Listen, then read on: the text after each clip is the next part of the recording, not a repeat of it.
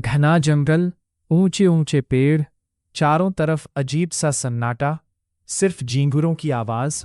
और उस सन्नाटे के बीच एक अकेला यात्री, थका हुआ, डरा हुआ और पूरी तरह रास्ता भटका हुआ। उसका नाम था माधव। माधव बचपन से ही भगवान राम का भक्त था। उसकी माँ हर रात उसे रामायण सुनाया करती थी और सोने से पहले हमेशा एक बात कहती, बेटा, जीवन में कभी रास्ता खो जाए तो श्री राम को याद करना, वो जरूर मार्ग दिखाएंगे। आज वही बात उसके कानों में गूंज रही थी। सूरज डूब चुका था, जंगल में अंधेरा फैलने लगा था। माधव तेजी से चल रहा था। उसे लगा शायद आगे कोई गांव मिल जाए, लेकिन जितना आगे बढ़ता जंगल उतना ही घना होता जाता। उसने पीछे मुड़कर देखा, अब वापसी का रास्ता भी गायब था। उसकी सांसें तेज हो गईं।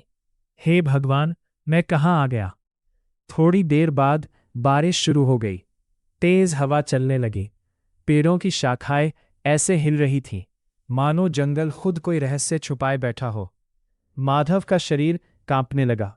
उसके कपड़े भीग चुके थे। भूख भी लग रही थी, प्यास भी, और सबसे ज्यादा डर। उसने आकाश की ओर देखा और कांपती आवाज में बोला, हे प्रभु राम, अगर आप सच में मेरे साथ हैं तो कृपा करके मुझे रास्ता दिखाइए। मैं बहुत डर गया हूं। ये कहकर वो रोने लगा। कुछ क्षण बीते, हवा थोड़ी शांत हुई और तभी उसे दूर एक हल्की सी रोशनी दिखाई दी। माधव ने आंसू पोंछे, शायद कोई गांव है। वो धीरे धीरे उस रोशनी की तरफ बढ़ने लगा। लेकिन जैसे जैसे वो आगे गया, उसे महसूस हुआ कि वो रोशनी किसी दीपक की नहीं, किसी व्यक्ति के हाथ में जलती मशाल की थी। और फिर अंधेरे के बीच से एक साधारण सा वनवासी सामने आया।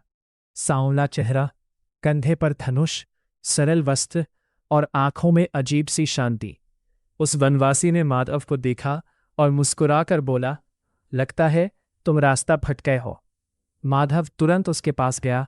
हाँ, मैं सुबह से भटक रहा हूं, मुझे कुछ समझ नहीं आ रहा। वनवासी शांत स्वर में बोला, डरो मत, मैं तुम्हें बाहर निकाल दूंगा। पता नहीं क्यों उस अजनबी को देखकर माधव का डर अचानक कम होने लगा, जैसे उसके भीतर कोई विश्वास जाग रहा हो। दोनों धीरे धीरे जंगल में चलने लगे। बारिश अब भी हो रही थी, लेकिन उस वनवासी के साथ चलते हुए माधव को अजीब सी सुरक्षा महसूस हो रही थी। कुछ देर बाद माधव ने पूछा, आप कौन हैं? वनवासी मुस्कुराया, एक यात्री जैसे तुम हो। माधव बोला, लेकिन आपको इस जंगल का रास्ता कैसे पता? वनवासी हल्के से हंसा, जो रास्ता भटका जाते हैं उन्हें रास्ता दिखाना मेरा काम है। माधव कुछ पल चुप रहा, फिर बोला, क्या आपको डर नहीं लगता? वनवासी ने आकाश की ओर देखा, जिसके साथ विश्वास हो उसे डर कैसा? ये शब्द सुनते ही माधव को अपनी माँ की बातें याद आ गईं। उसका मन धीरे धीरे शांत होने लगा। चलते चलते दोनों एक नदी के किनारे पहुंचे। बारिश के कारण नदी का पानी तेज था। माधव डर गया, हम इसे कैसे पार करेंगे? वनवासी बोला, विश्वास के साथ। उसने अपना हाथ आगे बढ़ाया। माधव ने उसका हाथ पकड़ लिया और दोनों नदी पार करने लगे। तेज पानी, फिसलते पत्थर, लेकिन आश्चर्य की बात, जहां वनवासी कदम रखता वहां माधव को रास्ता साफ दिखाई देता।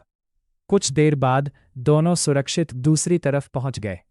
माधव अब उस वनवासी को ध्यान से देखने लगा। उसके चेहरे पर एक अद्भुत तेज था, लेकिन फिर भी वो बहुत सरल दिखाई दे रहा था। जंगल से बाहर निकलते निकलते रात गहरी हो चुकी थी। दूर कहीं मंदिर की घंटियां सुनाई देने लगीं। माधव खुशी से बोला, मंदिर? वनवासी मुस्कुराया, हाँ, तुम्हारा रास्ता आ गया। थोड़ी दूर चलने के बाद एक छोटा सा प्राचीन राम मंदिर दिखाई दिया। दीपकों की रोशनी, घंटियों की ध्वनि और वातावरण में अद्भुत शांति।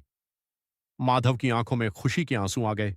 वह मुड़कर उस वनवासी को धन्यवाद कहना चाहता था, लेकिन वह वहां नहीं था। चारों तरफ देखा, कोई नहीं, मानो वह अचानक गायब हो गया हो। माधव हैरान रह गया। अभी तो यहीं थे। उसी समय मंदिर के पुजारी बाहर आए। उन्होंने पूछा, बेटा, तुम ठीक हो? माधव बोला, हाँ, एक वनवासी मुझे यहां तक छोड़कर गए हैं। पुजारी मुस्कुराए। इस जंगल में रात को कोई नहीं आता। माधव चौंक गया। लेकिन वो तो मेरे साथ थे, पुजारी बोले। पहले अंदर आओ। माधव धीरे धीरे मंदिर के भीतर गया।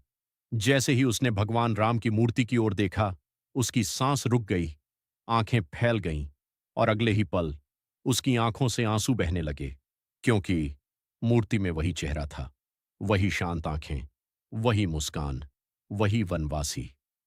माधव वहीं जमीन पर बैठ गया। उसके हाथ कांप रहे थे। वह रोते हुए बोला, प्रभु, आप सच में आए थे।